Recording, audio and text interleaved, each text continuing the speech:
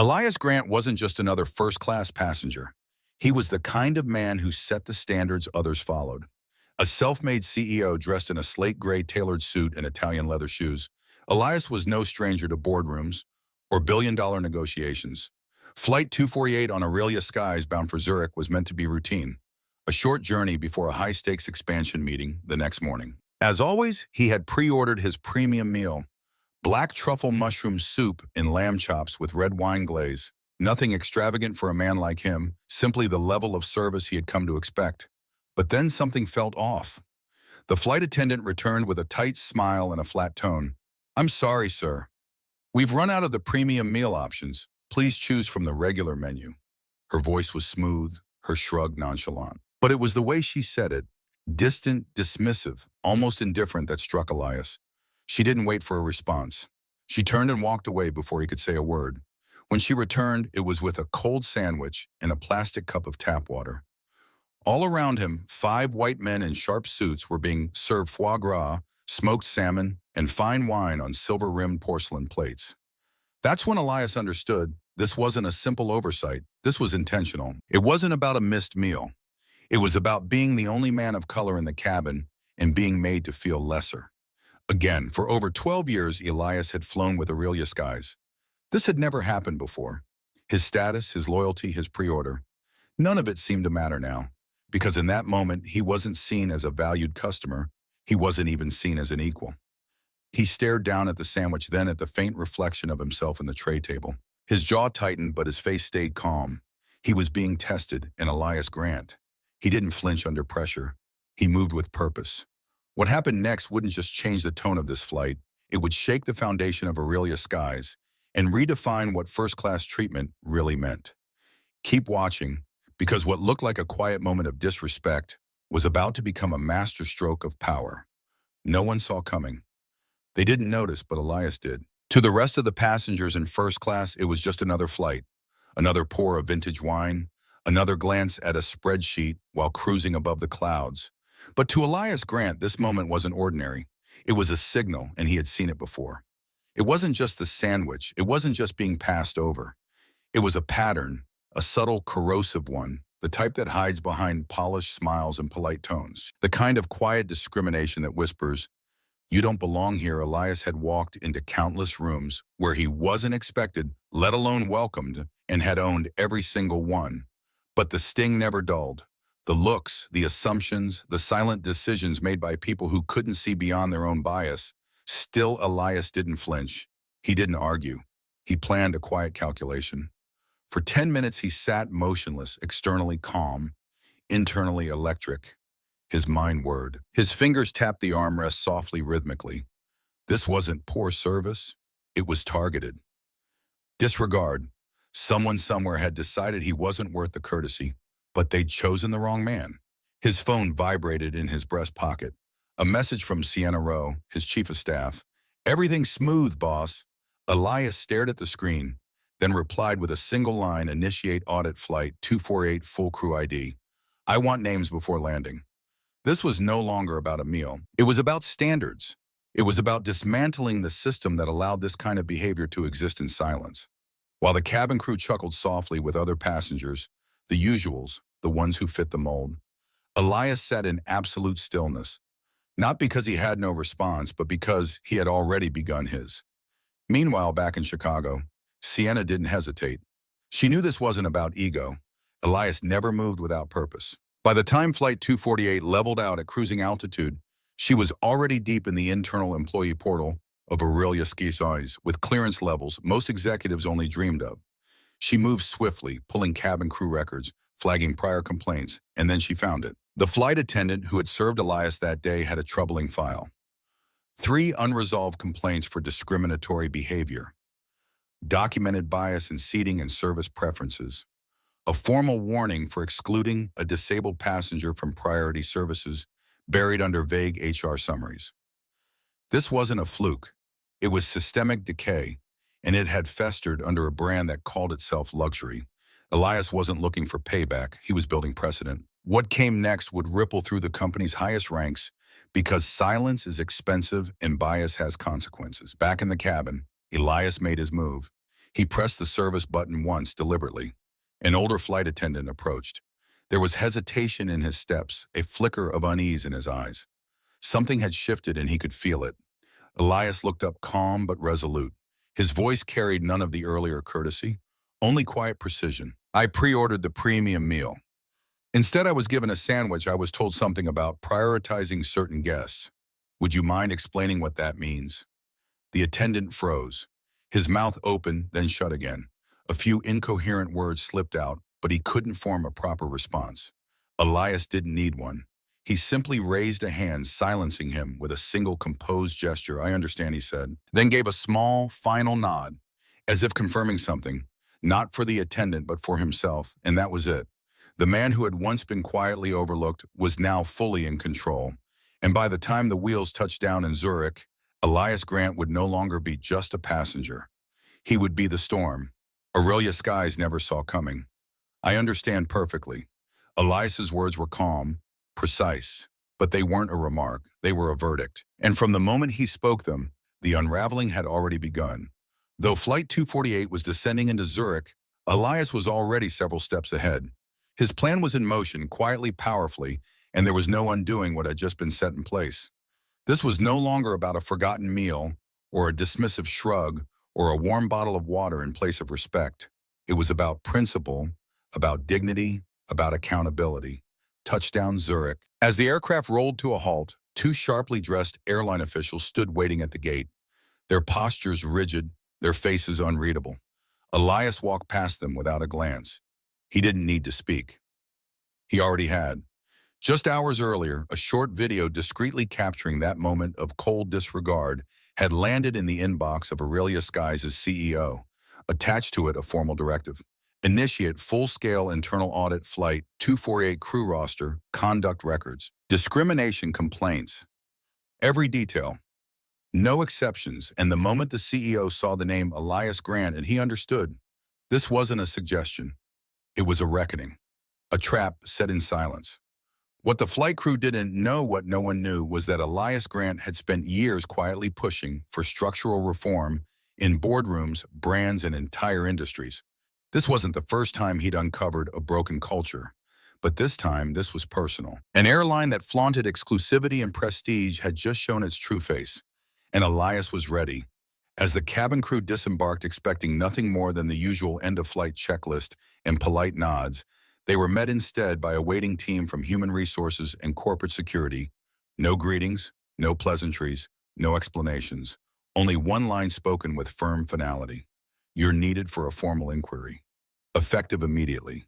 Their casual smiles vanished. Their postures stiffened, because in that moment they realized far too late they had triggered something they couldn't control. Real consequences. There were no raised voices, no confrontations, just the quiet unraveling of a career. The flight attendant who had so casually dismissed Elias, suspended pending investigation. And when her personnel records were reviewed showing a pattern of complaints unresolved, behavioral notes and buried warnings, there was no longer a question of if, only when. The others who had stood by in silence or enabled the behavior with subtle acts of bias, they followed close behind.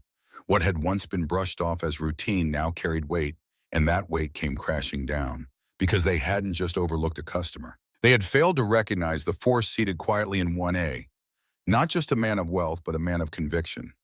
A quiet revolution. Elias wasn't out for revenge. He was after something bigger. Change. And that's exactly what he achieved.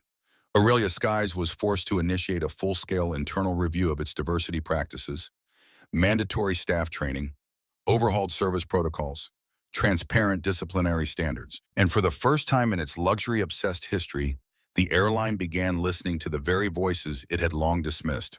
There were no press conferences, no media storms, no hashtags, just a quiet, calculated disruption from a man who knew how to make broken systems bend without ever raising his voice. Because respect, it's not a luxury, it's a right, and Elias Grant made sure that truth could no longer be ignored. If this story resonated with you, share it. Let's keep amplifying the voices that challenge silent inequality and invisible bias. Like, share, subscribe. Join us at New Story Day as we push past 10,000 subscribers, bringing you stories that don't just inspire, they transform. The afternoon sun cast a faint glow over Washington, D.C. Caroline Leavitt, 27 years old, the youngest White House press secretary in history, was resting in her luxurious apartment near the White House. The small silver cross on the collar of her navy blue blazer, a mark of faith from New Hampshire, glimmered as she stood up. Suddenly, her phone rang. President Trump was calling. "Caroline, there's a religious case at the D.C. local court. A group of Christians is suing because they were banned from praying in public. Go." "Now observe, report." His voice was urgent, leaving her no time to think. Caroline's tidy apartment reflected her disciplined documents. Neatly stacked business attire, prepared in advance. Today, she opted for a simpler style. Blazer, white shirt, black pants, but still wore the cross as a habit. As Trump's spokesperson, she was used to handling crises, but this was different. It touched her personal faith. Caroline quickly jumped into her sleek black SUV, speeding through the crowded traffic.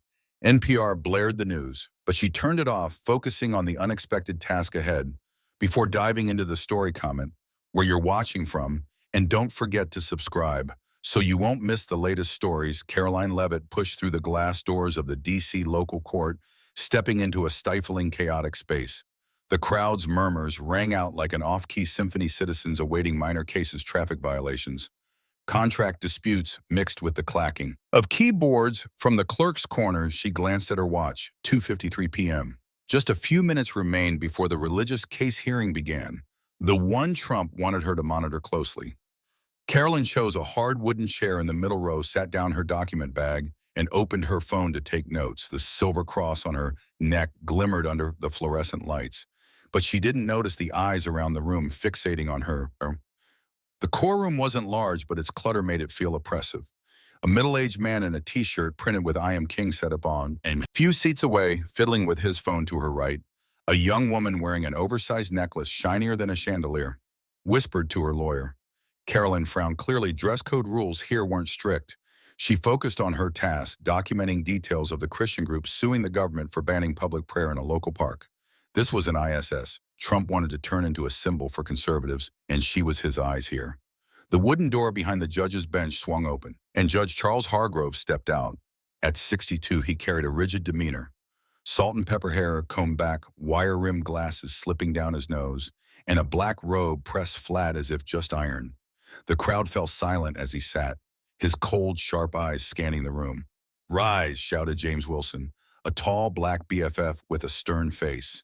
Caroline stood with the others, phone still in hand, her gaze studying Harrowby. He banged his gavel on the desk, signaling the start of the session. "This is a court of law, not a place to show off personality." He declared, his voice deep but cutting. Like a knife, Hargrove began calling in cases swiftly. A man fined for parking in the wrong spot. 50, no argument. A woman late on rent payments, a light warning.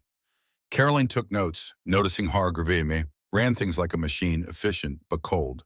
She glanced at the man in the "I am King" t-shirt. He stood to present a neighbor dispute, and Harrove didn't mention his flashy shirt. The woman with the oversized necklace was called up too.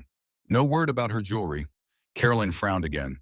Something was off, then Harrow's eyes landed on her.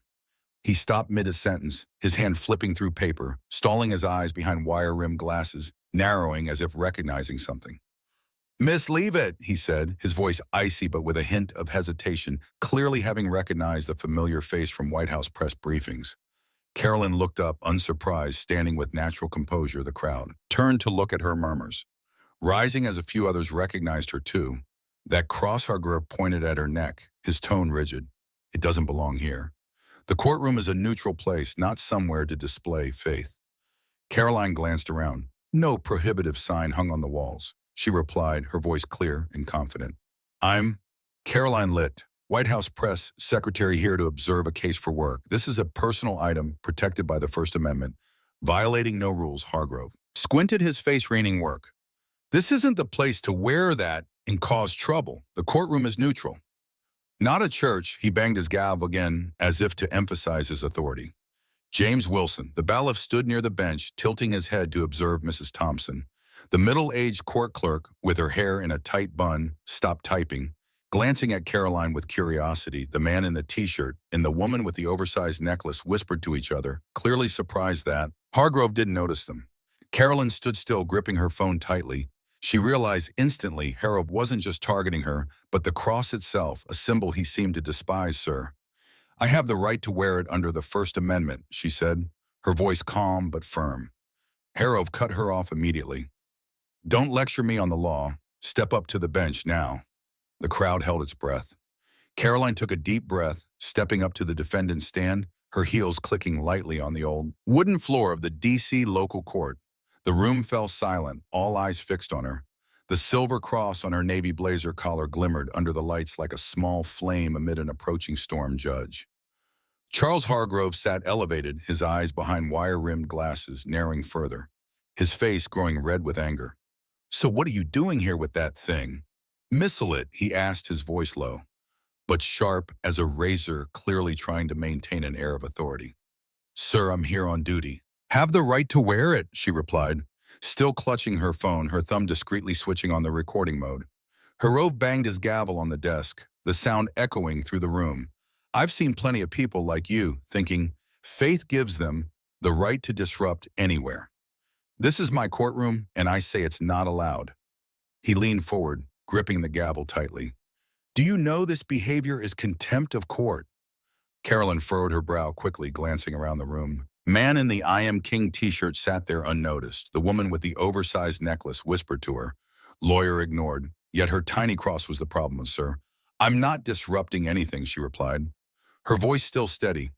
I'm here for work, and my attire doesn't affect anyone. If you have a specific ban, I'd like to see the written rule. Hargrove smirked a cold, humorless grin. A rule, I am the rule here. You walked into my courtroom with that disrespecting the law, and now you dare demand a document. He banged the gavel again so hard that Mrs. Thompson, the clerk, stopped typing and looked up with concern. The crowd began to murmur. An older man in the back row shook his head, whispering to his neighbor, that necklace over there's bigger. Why is no one saying anything, James Wilson? The bailiff stood near the bench, tilting his head to observe. He'd worked here 15 years, and Hargrove's focus on Caroline felt familiar. Not the first time he'd seen this bias. Caroline took a deep breath. Knowing a direct argument wouldn't sway Hargrove, she chose the long game, sir. If I've broken a rule, I have the right to a clear explanation, she said, her hands subtly adjusting her phone to ensure the recording didn't stop.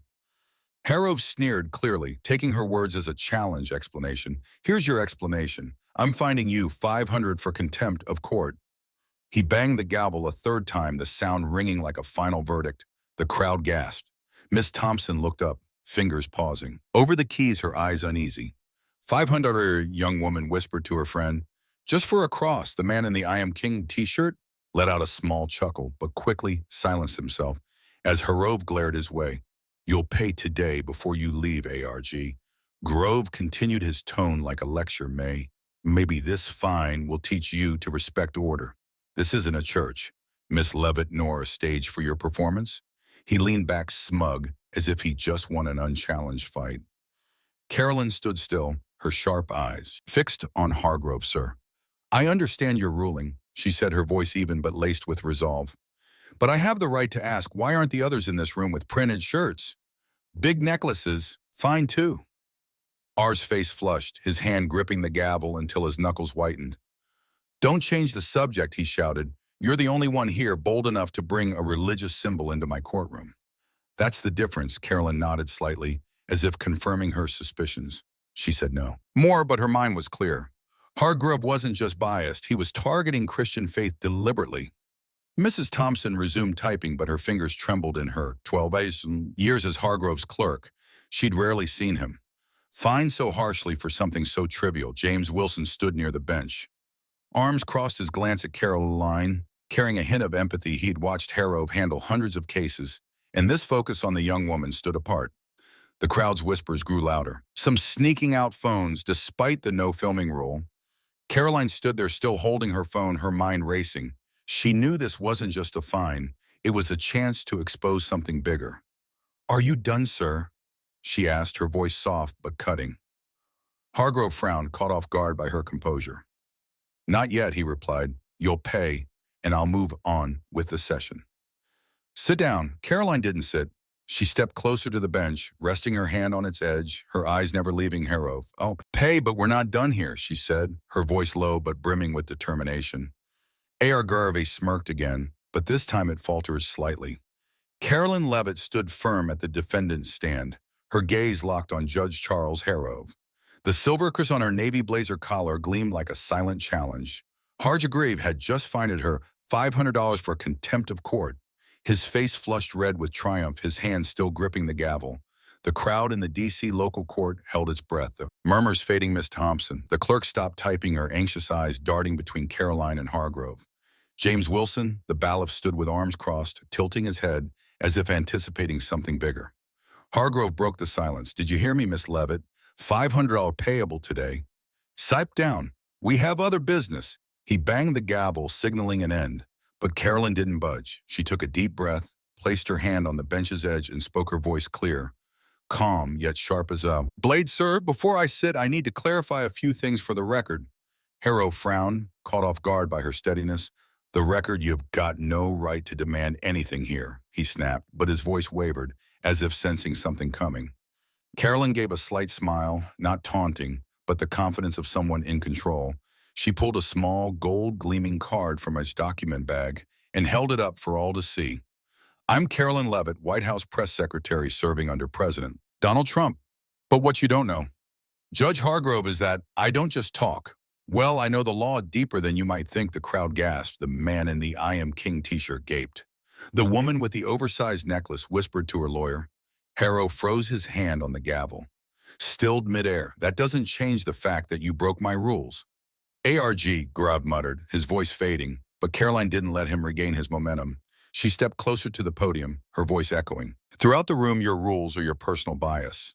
I'm here on the president's orders to observe a religious case, a group of Christians suing for their right to pray in public. This cross," she pointed to her neck, "is my religious freedom protected by the First Amendment. You fine me for it, but do you know what the law says?" Arrow's face reneged, trying to push back. "I don't need you teaching me the law. This is my courtroom, and I decide." Caroline cut him off, her voice firmer than ever. "You're wrong, sir. The law isn't yours alone. Let me remind you of Church of Lukumi Babalu. For City of Hyatt, 1993.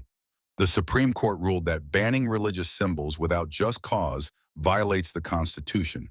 Do you have a just cause, or is it just because you don't like it?" The crowd fell dead silent, a few sneaking phone photos. Despite the rules, Hargrove opened his mouth but found no words. Mrs. Thompson held her breath, fingers hovering over the keys. James Wilson nodded, slightly eyes Al light. He'd seen many cases, but never a defendant flipped the script this fast. Caroline pressed on her voice like a rehearsed speech. "You find me 500 for contempt, but I've got proof right here in this room. That man," she pointed to the I Am King t-shirt wearer, "wears a printed shirt clearly against dress code. Yet you said nothing her." She pointed to the woman with the big necklace. "She's got flashy jewelry, but you're silent. Only my cross, a Christian symbol, angered you." "That's not law, sir. That's bias." ARG. Grieve trembled, his face shifting from red to pale.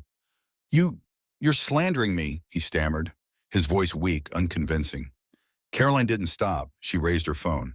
"I've recorded everything from when you called me up to now. I've also texted the White House office reporting this."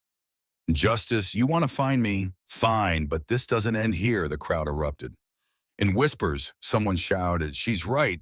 Another clapped quickly, hushed by James Wilson. A.R. Garvey panicked, grasping for control. "Miss Leet, I can withdraw the fine. No need to escalate this."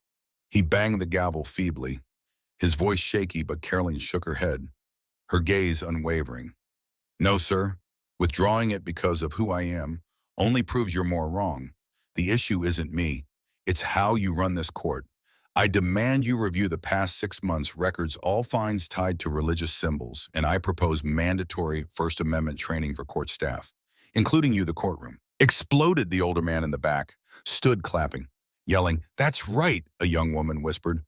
"Who is she? Amazing," Mrs. Thompson typed furiously, capturing every word, her eyes gleaming as if witnessing history. James Wilson smiled discreetly. He'd known she was special from the start. A.R. Garvey slumped into his chair, face ashen, hands trembling on the gavel.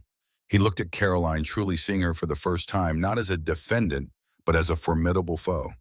You think I'm just a spokesperson? Caroline said, her voice low, but powerful. But I've worked with President Trump through countless lawsuits from elections to policy. I taught myself law to defend him, and now I'm using it to defend myself and others. You just made a big mistake, Judge Hargrove. She placed her White House card on the bench, stepped back, her eyes never leaving him. Garv opened his mouth but said nothing.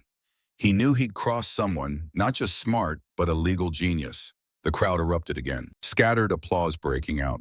Mrs. Thompson typed faster than ever, as if to preserve the moment forever. James Wilson stepped closer to the bench, his eyes full of respect for Caroline A.R. Grove sat there, his authority crumbling before everyone's eyes. Caroline stood still, the cross still shining, no longer just a symbol of faith, but her flag of victory. Caroline Leavitt stepped out of the D.C. local court, the late afternoon sun glinting off the silver cross on her navy blazer collar. Clock read 3:30 p.m. But the air inside had just exploded like a bomb. She paused at the glass doors, checking her phone. The recording had been sent to the White House office, along with a brief message to Trump's advisor. Harrow, find me for the cross, handled it, next steps needed. She knew this wasn't just personal anymore. It was a chance for Trump and conservatives to score big inside the courtroom. The crowd was still buzzing. The older man in the back turned to his neighbor, voice trembling. I've never seen anyone knock out a judge that fast. A young woman with her boyfriend whispered, she's the White House press secretary. Incredible Mrs. Thompson. The clerk hurriedly printed the session transcript, her hands shaky as she processed what she'd witnessed. James Wilson. The bailiff left the courtroom, phone in hand, calling a colleague. You've got to hear this, a young woman just silenced Hargrove. The news began leaking out, spreading like wildfire through dry grass. Caroline hadn't even reached her car when her phone buzzed wildly. A notification from X. The Henchburn C cross in court was trending. She opened the app and saw the first tweet from someone at the scene. Judge finds White House press secretary $500 for wearing a cross. She fights back with the law, leaves him speechless. Hash cross in court within 10 minutes. Hundreds of comments poured in. Who is she? Unreal. Hargrove's done. A major conservative account tweeted it. Proof the system's against Christians. Thank you, Caroline Leavitt. She gave a small smile, knowing this wave was just beginning at 4:00 p.m. President Trump jumped in. He posted from his personal account. Caroline Leavitt, my amazing spokesperson, just taught a leftist judge a lesson on religious freedom. Legal genius, we won't let them suppress faith. The tweet racked up over 50 zeros and retweets in 30 minutes. Conservative outlets like Fox News pounced, running headlines. White House press secretary faces off with Judge Overcross and wins. Big Caroline got a call from Trump's senior advisor. You did great, his voice beamed. The president wants this. Amplified prep? A statement? Meanwhile, Charles Harrow sat alone in his office behind the bench, dim light casting shadows on his pale face. His phone rang nonstop. D.C. Judicial Council reporters. Even old colleagues he silenced. It hands trembling as he held a cold coffee mug. The clash with Caroline hadn't just humiliated him in front of the crowd, it was spreading across the city. He muttered, she's just a young girl, how did this happen? But deep down, he knew he'd collided with something bigger than himself. Mrs. Thompson, still at the courthouse, couldn't stay quiet. She called a friend at a local paper, voice low but firm. I've worked with Hargrove 12 years. He always targets religious symbols, especially Christian ones. That girl today was right. I've got notes to prove it. She pulled a small notebook from her drawer, filled with entries of similar cases people fined heavily for crosses, worn for Islamic badges, while slogan tees and flashy jewelry got a pass. She knew she was taking a risk. But after today, silence wasn't an option. James Wilson took action too. He met colleagues in the courthouse break room, recounting the event with emotion. I counted at least 20 times Hargrove fined people for religious symbols this year, rude t-shirts. He laughs it off, leave it exposed. What we all knew, but wouldn't say. A colleague nodded. I'll call the press. This needs to be out there by 5 p.m. A Channel 7 news reporter stood outside the courthouse filming live today. White House Press Secretary Caroline Leavitt was fined $500 for wearing a cross in court.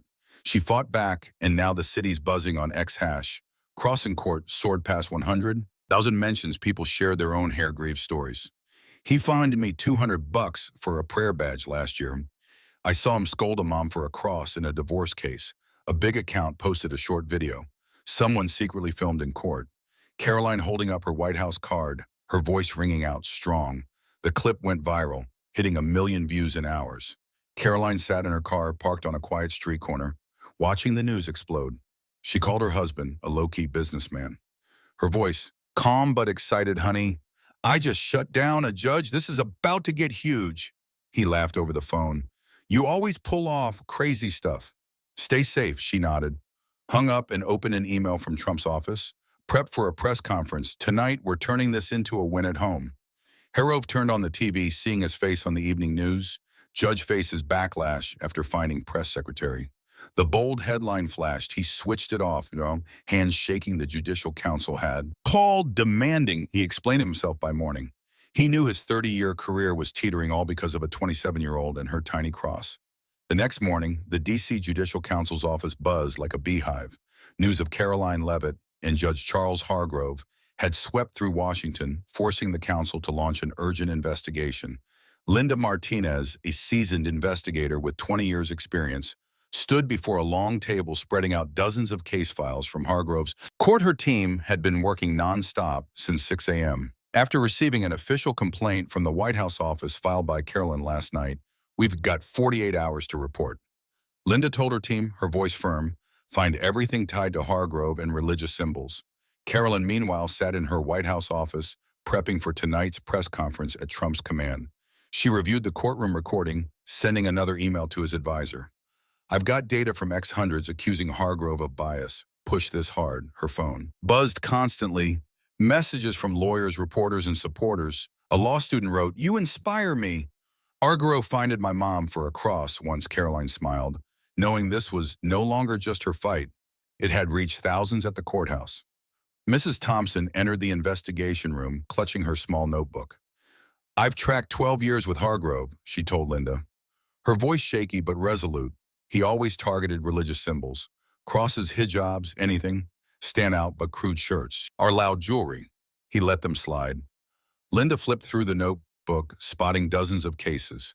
September 14th, 2024. Man with cross fined $300 for disruption. October 20th, 2024. Muslim woman with hijab fined $200 for inappropriateness. Linda frowned. This is gold. Thank you. James will showed up too, offering a handwritten statement. I've been a baith there 15 years, he said. Harrow finded people with religious symbols 3 times more than other violations. I counted once in a day. He hit 5 people for crosses, but ignored 3 in vulgar shirts. Linda jotted notes fast, her team cross-checking. With official records, the data soon emerged over the past year. 70% of religious symbol fins targeted Christians, averaging $150, double the penalty for other dress code breaches. Charles Hargrove, meanwhile, sat in his home office facing the council via Zoom. I didn't mean to be biased, he said, his voice weak, hands cradling his head. Linda presented the data, Mr. Hargrove. Records show you find people wearing crosses 80% more harshly than similar violations. How do you explain that? Arrow fell silent, eyes downcast. He recalled Caroline, her steely voice, her sharp reasoning about the First Amendment. I didn't realize, he mumbled. I thought I was maintaining order by noon. Linda's preliminary report was complete. This isn't just Harrow, she told the council. We found 3 other D.C. judges with similar tendencies, though milder, but Harrow is the clearest. Case bias against religion, especially Christianity. The council ordered Hargrove's immediate suspension pending a final ruling. News leaked out, and X erupted again. Hash cross in court. Harrow suspended. Caroline Leavitt shakes the system. A conservative account posted. Trump's legal genius wins again. Caroline stood before the mirror in the White House briefing room at 6:00 p.m. Adjusting her blazer, the cross still gleaming.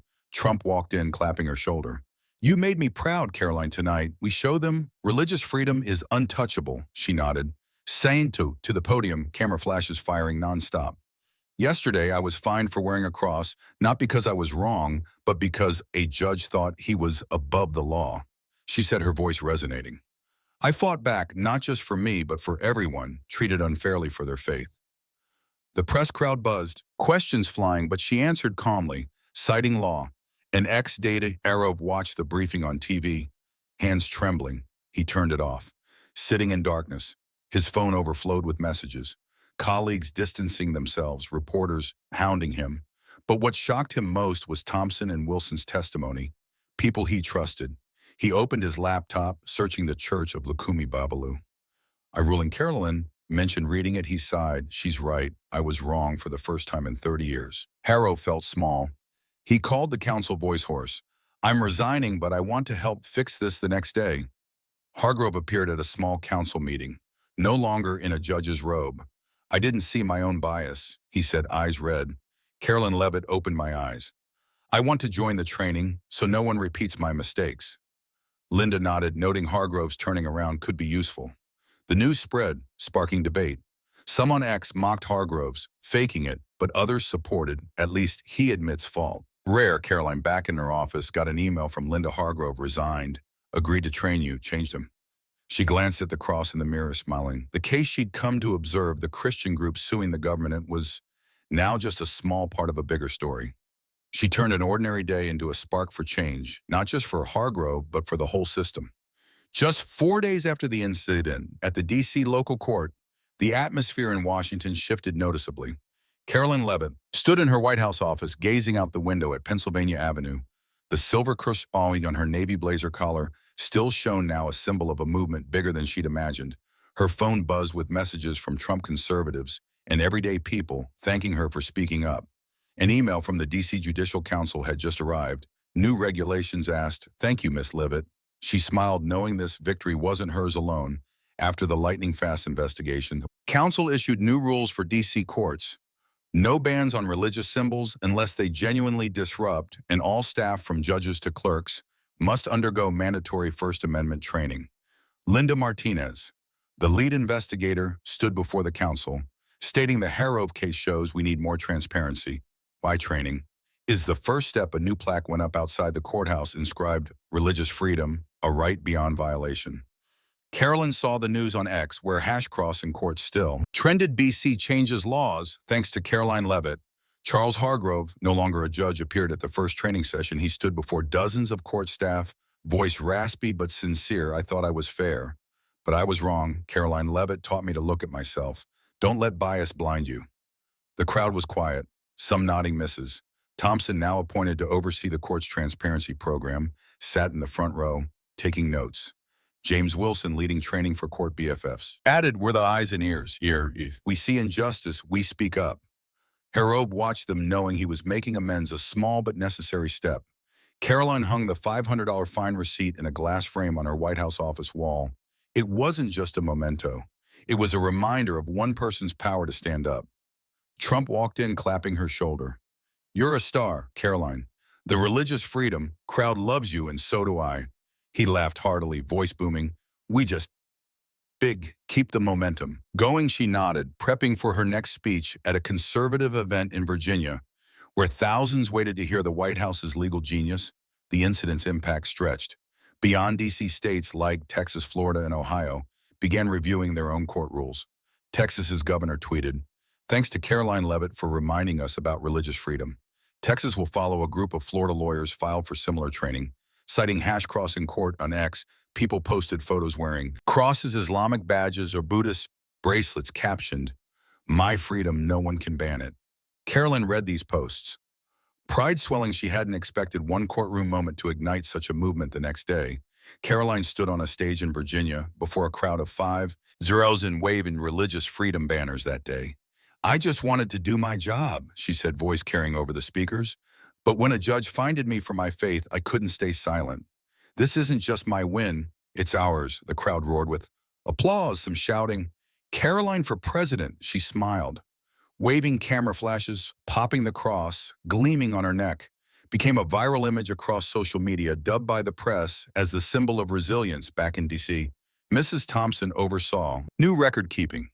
Every fine now detailed and checked monthly for bias. James Wilson trained young bailiffs, stressing, "Don't be afraid to speak out, L." It did, and so must we. One evening, Caroline got a letter from Linda Martinez. "You didn't just change Harrow, you changed the system. Thank you." She set it down, eyeing the framed fine receipt. Reflecting on the journey from one unexpected day to this wave of reform, Trump called at 9 p.m. "Caroline, you're my gold," he said. "The opposition's panicking, and we're winning. Rest up more tomorrow." She laughed. Thank you, Mr. President. I'm ready hanging up. She sat touching the cross from a small accessory. It now lit the path she walked, not just for her, but for millions. Months later, Carolyn Leavitt stood at the White House podium, camera flashes firing nonstop. The silver cross on her navy blazer collar gleamed now. A familiar symbol to millions before her were reporters, TikTokers, and religious community reps, all waiting to hear her speak on religious freedom. 3 months ago, I just wanted to do my job, she began. Voice echoing, but when a judge fined me for my faith, I stood up. Not just for me, but for all of you. Today, we've changed the system. The crowd clapped, some holding hash. Crossing Court signs outside the D.C. Local court now had a new plaque in its lobby. Justice honors all faiths. She received a letter from a young law student. Miss Leavitt, I was scared to fight. But your cross case gave me courage. I'm starting a free clinic for people discriminated against for faith. Thank you. Caroline read it before her mirror that night, smiling, knowing she'd inspired the next generation. Charles Hargrove, now a volunteer instructor, stood before a training class saying, I was wrong once, leave. It taught me justice has no room for bias. Mrs. Thompson and James Wilson kept monitoring. Ensuring court transparency. Trump called her Caroline. You're my warrior, keep it up. She nodded over the phone, feeling a greater duty than ever. Carolyn stepped onto the White House balcony, gazing at D.C. under the sunset. The cross in her hand wasn't just a keepsake, it was the flame she'd ignited, spreading from a small courtroom. Across America, freedom doesn't come free, she whispered. It takes fighters. A message arrived. The Judicial Council wanted her to lead a national reform commission. She smiled, ready for the next challenge. From one unexpected day, she'd reshaped. Laws inspired others, improved one person. One belief can shake the world. The story judge finds Caroline Leavitt for wearing a cross only to discover she's a legal genius reflects real tensions in today's U.S. society, especially the clash between personal freedom and systemic power in the current climate debates over religious liberty.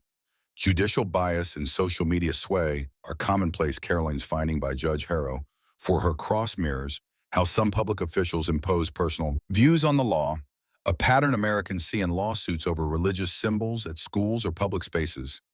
Her counterattack grounded in the First Amendment in the Church of Lukumi Babalu. Precedent reminds us the Constitution remains a strong shield for freedom, even against injustice. The #crossing court hashtag exploding on X and Trump's backing show the power of social media and political leadership in amplifying individual voices. A trend widespread in 2025 America. This lesson isn't just to stand against wrong, it's how to use knowledge, community, and tech to drive change. Caroline didn't just argue with Hargrove, she recorded, cited law, and rallied a network from the White House to the public. This teaches us in modern America, where power can be misused, you need evidence like her, recording Know Your Rights through legal arguments and harness public support. Hargrove's shift from oppressor to reformer also shows dialogue and pressure can turn foes into allies. Be patient yet resolute, like Caroline, framing her fine receipt as a symbol, because a small act today can transform the system tomorrow.